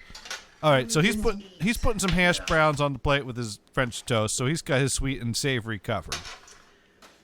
Now she's the butter. putting the maple syrup on the pancakes now. Are you gonna put butter on your pancakes? There's a little butter on there. There's a lot of butter on there. Butter a lot. Now he's putting butter on the French toast. There's already a melted splotch that used to be a pad of butter on her pancakes, so she's set there. Pancakes bad. Yeah, we both woke up and she said, Nick, I was dreaming about breakfast food at like 2 in the morning. I said, you know what? Me too. All right, she's eating pancakes. This looks like a normal American couple eating pancakes and French toast so far. They're not a couple. They're not a couple? No. Okay, that's the weirdest part of this video so far. Well, that and the number of styrofoam containers on the table, but that's, you know, we could overlook that right now because they just have a lot of leftovers for later. So, do I need to fast forward? When does this go from breakfast to French weird? toast was gonna be overkill. Well, I if had a you feeling want, their pancakes were gonna be huge. Sorry, what was that? if you want weird, Uh-huh. Nico Avocado is weird. She got pancakes and French toast. Pancakes and French What's weird is that Lots of bacon, lots of... they're eating breakfast on YouTube. We weren't sure the sizes, you know? No, that's It's a diner. actually not weird. It's a 50s diner and I I'm mean, serious. Just type in mukbangs. You find a shit ton but of them. this is the link you sent me. So they're just eating breakfast on YouTube, and people are into watching heavy set people eat breakfast portions. on No, camera? that's just one of them. That's just one of them. You just go to YouTube and type in mukbang. There's a shit ton, dude. Okay, here's this one. Okay, all right. I've typed in mukbang. All right, so we got the first guy that comes up is Nikocado Avocado. His first time trying Chick-fil-A chicken fingers, which has a screen cap of a very large spread in front of him and his mouth wide open with a big chicken something hanging out of his mouth and a big stream of white going down the side of his mouth, which I hope is the ranch dressing. But this could be a sex video. I could be wrong. No. Hey guys, it's me, Nick Avocado, and there's a little banging going on upstairs. Listen, you'd think after all these moving games we'd be out of the apartments. Nope, we're still in the apartment. Okay, all right. So let's fast forward a bit here. All right, so he's got a large spread in front of him. He's got 2 chicken sandwiches, a bunch of chicken tenders, 6 dipping sauces, a bin of waffle fries, and he's got a container of mac and cheese in his mouth that he's eating right now. So in yesterday's video, I almost had a heart attack on camera, and I'm very sorry for scaring you guys. I scared myself. I took the aspirin, and I was saved.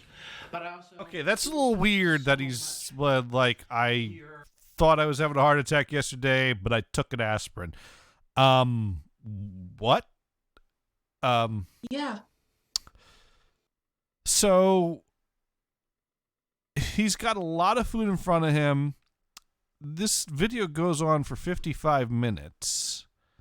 Let's see. By the end of the video, there's still, he hasn't really gone through all the waffle fries, but the chicken sandwiches are gone. I don't see the mac and cheese tub Here. anymore. Thank you for watching me try. Here's my his chicken- possibly last video. Clearly I didn't like it as much. Let's be So- real. This is... So this is a genre of YouTube video of people eating larger meals than they ought to be eating. Yes. And this And is They do ASMRs with us too. For the purposes of entertainment? Yes. Now I get the dumbass that chugs a bottle of hot sauce and ends up puking on camera. I don't particularly like it, and it makes me a little squeamish, but I understand why some might find that entertaining. But this guy is not puking by the end of this video. He's just eaten a very large meal. What's the entertainment part of that? There is no entertainment. Then why are people watching it? Don't know. Do they That's the not? thing. Do they not know about MTV's Undressed? I know about MTV's Undressed. But I but I don't know if they know. we need to tell these people that, dude, there's a show called MTV Undressed, and I don't think you've watched every episode of it. And if you send this guy a $50 Amazon gift card, he'll send you about half the episodes of them. And you could watch that instead of watching this guy eat a whole lot of Chick-fil-A. Do they know that there's other content on YouTube? I mean, there's a lot of episodes of How It's Made. Have they worked their way through all of those yet? No. Rhett and Link have been on YouTube for a number of years now. Have they seen all the Chia Lincoln episodes? Because, you got to go back that far before you're this desperate for material that you're watching a fat guy eat Chick-fil-A. I'm just saying. Dude. Today's world. I'm telling you. You know, It's some fucked up shit. if you can't afford Game Show Network, you could probably get in Buzzer with an antenna. There's a whole lot of Supermarket Sweep episodes you probably haven't seen yet that are more entertaining. To watch Supermarket Sweeps. What's that? I would love to watch that show. I hear they're bringing it back.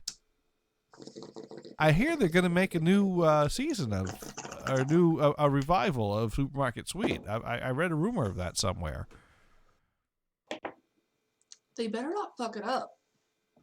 They really shouldn't. Well, I mean, they've been bringing back a lot of game shows. They brought back Match Game. They brought back Press Your Luck. It's all good Yeah, stuff. but where are most of these games at? Are they on Hiatus? actual television? Well, are it's- they on hiatus? Are they on Yeah, actual well, television? I mean, it's like, where that the fuck time are of the these year games? that this stuff goes to bed for the winter. But You'd think that they would actually bring it out during winter when people actually watch fucking TV. well, I don't know.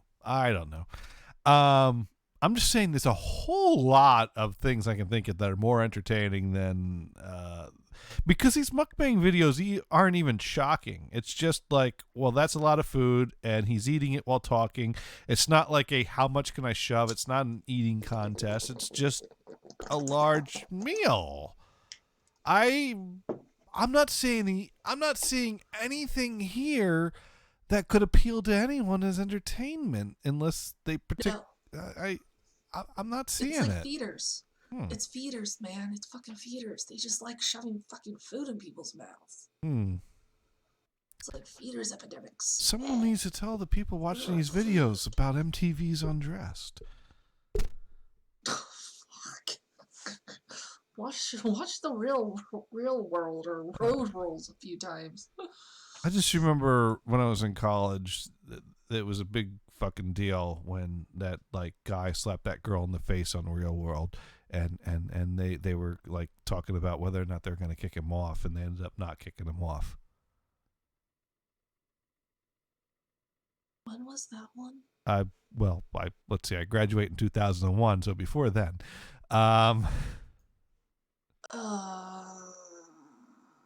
That was because my roommate Mike was watching Real World when that happened, so that probably would have been like Was it before the AIDS?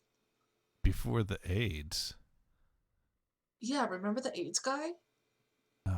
I never watched Real World. I just had a roommate that watched Real World, and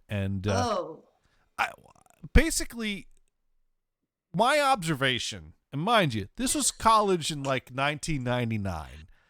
Because it was my sophomore year when I shared a room with this guy. This happened in 95. 95. I'm amazed a show like this lasted more than one season, to be honest. But that's just me. Real World was actually quite interesting. And Well, Road World. Real World is one of those Road shows that they Rules. label as a reality show, but there's really nothing real about it, because you take a group of people, you throw them in a house that they could never afford on their own at this point in their lives. You give them jobs that they would never be able to achieve on their own at this point in their lives, and know. you call this the real world. That ain't, there ain't nothing real about that. Well, technically, they were all like what, college kids or I mean, burnouts that just like wanted adulting. to make That was about it. to make the argument of how it was real, it was they took real people and they put them in this scenario and let them be themselves in that scenario, and so the people were real, but nothing else was. No. They set up unrealistic premises and unrealistic settings with real people, and so it was real people in unrealistic scenarios is what. Yeah. But I guess that doesn't have the same ring to it as the real world. So the real world won out as the show name, but I personally liked Road Rules better. well, I'm not familiar with that show. Oh, it's when they put like six or seven people inside of a motorhome and drive them across the country. The only thing I really And they play games Mm. to eliminate the next person until there's only one. only shows I really liked on MTV, other than when they actually showed videos, was Beavis and Butthead, and of course MTV's Undressed, greatest TV show of all time. But that is a show that is great to binge, because they would do just like late night marathon of Undressed, and that was the type of show that, like, it was like a soap opera. Multiple storylines that they kept It cutting. was basically porno. Yeah, except no one took their clothes off. Well, no one took their underwear off. Well, they had lesbians, so Mhm. that was good. Oh, come on! They had the unrealistic lipstick lesbians.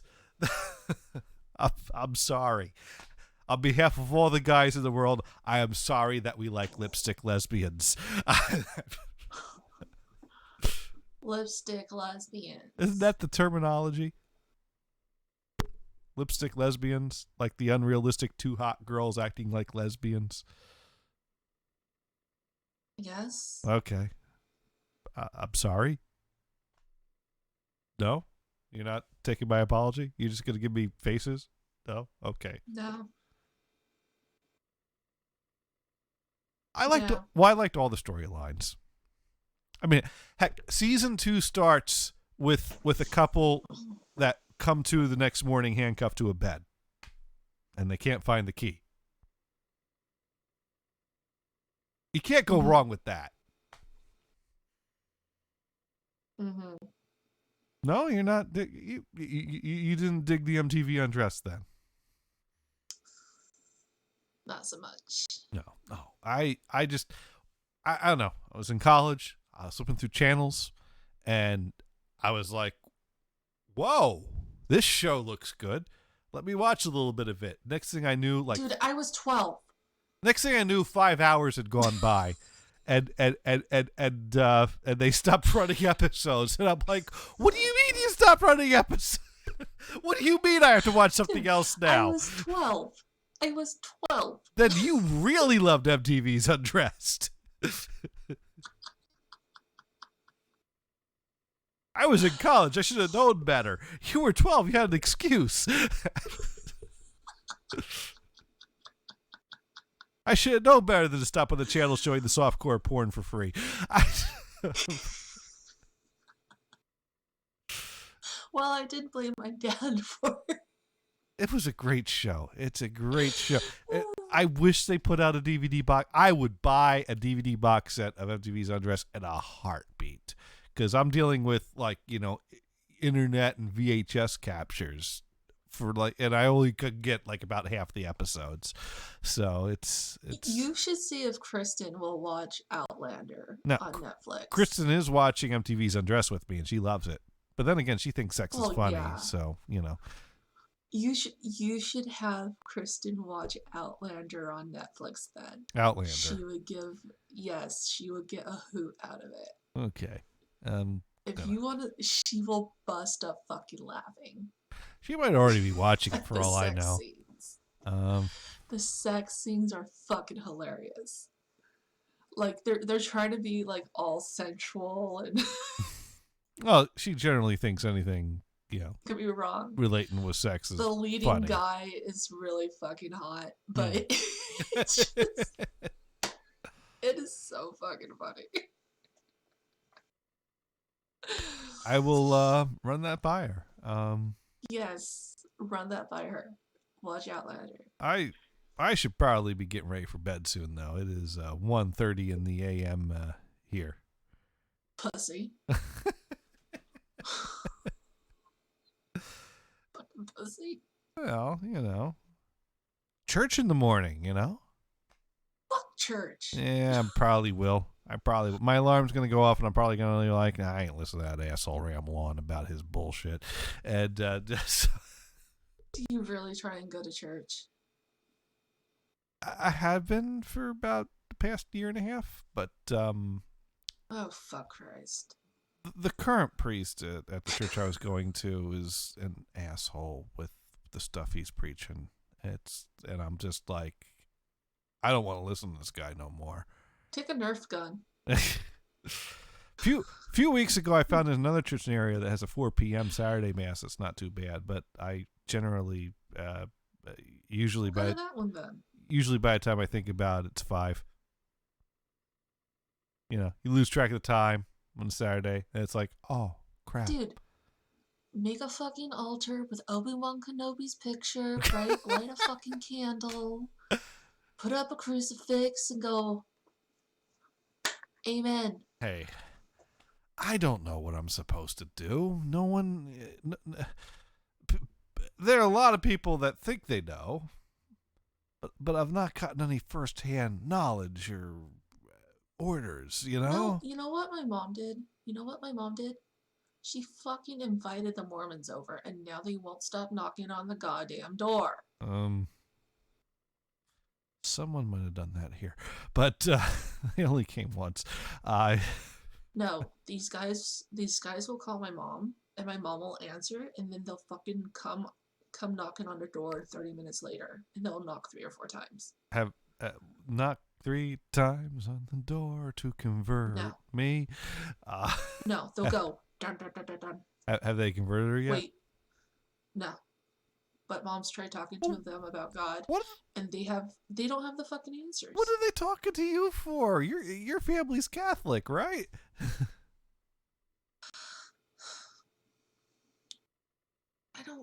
My mom gets on these fucking tangents, dude. She gets on these fucking tangents, and So- it's just. It's So like, she's inviting them over so she can convert them to Catholicism? I don't know. I mean, I understand the Mormons trying to convert Catholics to Mormonism, but a Catholic trying to convert a Mormon to Catholicism? That's a new one. I'm gonna try and pull that on them. There you go. Now, I have heard of the Great Routine, and if you have the opportunity to do this, send pics or video. Mm-hmm. This guy I knew worked with at Walmart. He was coming home and he saw the Mormons going through his neighborhood, and they were going down the block towards his house. So he knew he had some time to prepare, and so he went home and he got some candles out and made a nice pentagram on the floor and set up the candles, put on some robes, and they knocked on the door. he opened up the door, and they kind of took a look inside, took a look around. And they're like, "Oh, yeah." Dude, one of these days I'm Never just gonna mind. get like a About a week later, the fucking- church elders showed up at his door. dude. One of these days I'm gonna get a fucking schlong like I don't know, fucking 3 feet long and just fucking shake at him. What the fuck are you doing? No, you gotta take the Gothard approach. They're all fucking Go- vibrator. Those Goth- are fucking condoms. Gothard was working at the movie theater in Belfast, and one morning, his manager gives him a snow shovel and says, "Hey, can you go clear out, the front, and the pathway, the walkway into the theater?" And he goes out there, and the Mormons show up on their bicycles in the middle of the snow and ice and everything, because of course they do, and they kind of skid on in, and they said, "Hey, do you need any help shoveling?" "Yeah, sure." Grabs a few spare shovels, hands them to the Mormons. They all help him shovel. They finish up shoveling. After they finish up the walkway, they say, "Oh, hey, do you have a minute so we could talk to you about our awesome Savior, Jesus Christ?" "Oh, no, thanks. I'm good." Inside the theater, close the door. And that was the end of that.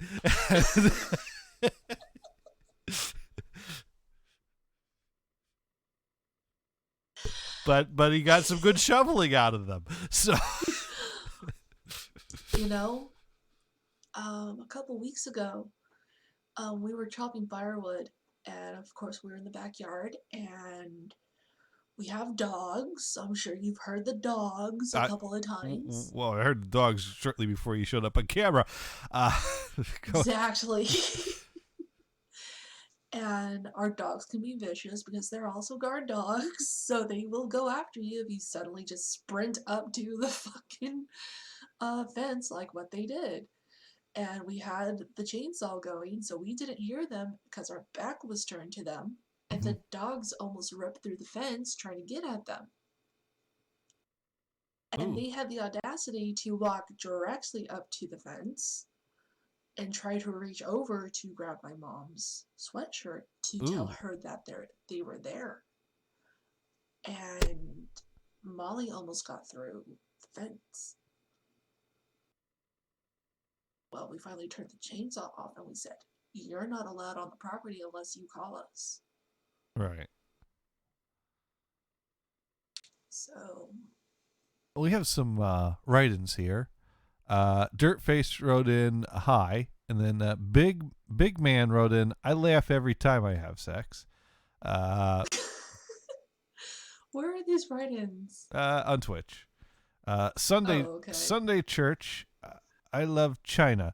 And Dirtface wrote in, "Pull up on me and God address," and then gives out someone's address and someone's name. So I don't know if the Mormons are monitoring the chat. They're more than welcome to check out that address, but I'm not going to say it out loud. Big Man says Mormon China, and Dirtface says go to church. I probably won't.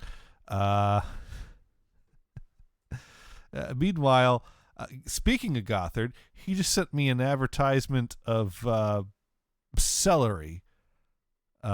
Celery. Oh my God. All right, I can't describe this. It's an advertisement for celery.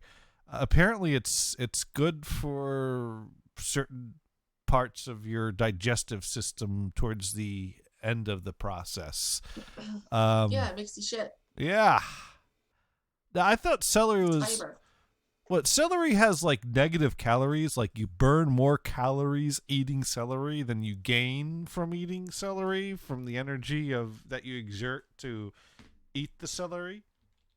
Yeah, it's still fucking nasty. Eating it. Well, it's fine if you load it with a bunch of peanut butter, but Fuck that. oh, what? There's no taste to complain about there, really. No, But it's nasty. you're gonna laugh at the celery ad if you got the video up on Twitch, because I'm gonna pull this image up. All right, so we're gonna add a No. No. You got to see this. It's from Gothard. No. You know it's good. No. You're still friends with him on Facebook, right? Well, of course. He says me all kinds of great things on Messenger. Yes. But no. All right, so there's the caption. They just don't advertise like this anymore. So we see celery for your colon, and the celery stalk that is the mascot of celery is holding a big ass toothbrush like contraption. They got a little X-ray square over the guy who is bent over, taking the toothbrush up the ass. So I guess celery really scrubs out the colon is the point here. This does not entice me to eat more celery. Well, I guess you can stick it up your ass. Yeah, this ad suggests to me that celery is not a food, but is a stick that you shove up your ass to clean your colon. And I am not interested in a product that does that. What does it say? Devil Chef health tip. Enjoy celery. Nature's toothbrush for your Your colon. colon. Oh la la. Is this Fiber rich, packed with vitamins, ribbed for her pleasure? what? This has got to be a joke ad. Okay. Ribbed for what? Ribbed for her pleasure, I Her? don't know if that's what it says, but I know that's the line. No, it says extra pleasure. Ribbed for extra pleasure. Okay, this is a joke. Oh. This is a joke. This has got to be a joke. This can't be real. I wish it was. I wish this was real, but this is not real. That's some nasty ass advertising right there. Is what That is lovely. that I is. approve. Yes, that is the type of stuff that Gothard sends me through Facebook Messenger. I approve. And this is why I need to go to church. Because I'm laughing at shit like this. You don't need to go to church. No, That is all fun. but I do need to go to bed. I am yawning a bit. Fine. I've had a long week, and I've had one of those weeks that leave me wondering if I should have ever started talking to people from Australia. And the answer is no, I shouldn't have. No, you should just leave those down under. They could have sent me a drop bear. It would have just ripped my face off, and that would have been it. I would have been done. I could deal with that. I could grow a new face. But no, they had to send me 20 levels of crazy. Yeah. I have the type of crazy where this ex-friend is trying to use one of her personalities as some kind of a pawn in a bargaining chip game. Not her again.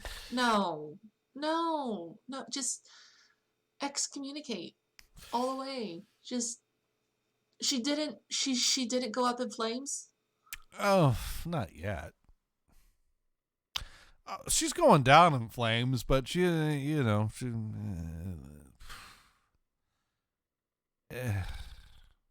just it's Tell me later. the biggest problem is the type of person that's itching for a fight and comes out swinging, and the more you're like, no, I'm not having this fight anymore. The more they keep swinging, and the angrier they get, and it's like, dude, no, thank you, but no, It's the people that you sort of just look at, you pick up the bong, you light it. I know what you're thinking. I know what you meant by that. I know what you. Dude, no. I'm I'm gonna go to bed. I'm gonna go to bed. You go, fuck you. I'm gonna go. Well, fuck you in your warm bed. Yeah. I'll be over there in bed, and you can you message me later if you want to talk, and but I'm not having this fight anymore. I'm just not. I'm done. Give me cuddles. I've- Because I have feelings. I basically, it was so satisfying to have my most recent conversation with her saying, those fights are in the past. You left. It's over. Still want to talk? That's fine. That's in the past. Oh, fuck you! Okay. All right. Bye. Fuck you. Yeah. Okay. Fuck me. Got it. Yeah. That's nice. That's great. Cheerio. You know, it was hard. I spent about a good solid hour wanting to point by point refute all her false comments and arguments. Mhm. But after she got really angry at my that's in the past, I'm not having that fight anymore. You left. That's over. And she was like, fuck you. I was like, you know what? That was so much. Thank you. That was so much easier. Thank you. That was so much easier than spending 5 hours going back and forth trying to make my damn point that I've been trying to make for 10 fucking years. You know, what I've learned after my father died was it was a bunch of fuck you.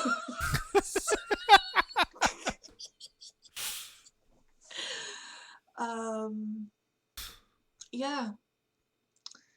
I really don't give a shit what people think about me. I don't give a shit. I really don't. Yeah. I mean, the past is the past. I don't give a shit. And so After my father died, I was like, I'm done. and so on that note, I think it's time to say fuck you to everyone. And Piss off. I'm going to bed. My nice warm bed over there, because I made responsible, intelligent choices in life that have led me to having a warm bed over there I can go to, while some people don't. But, well, there are warm beds they could do something in. But, sleeping ain't one of them. I'm going to go to my warm bed over there. I've said too much. But hey, we need to start painting again is what we need to do. So Yes. stay tuned to this channel because we're going to start painting again at some point in this year. Before the end of 2020, we're doing more painting.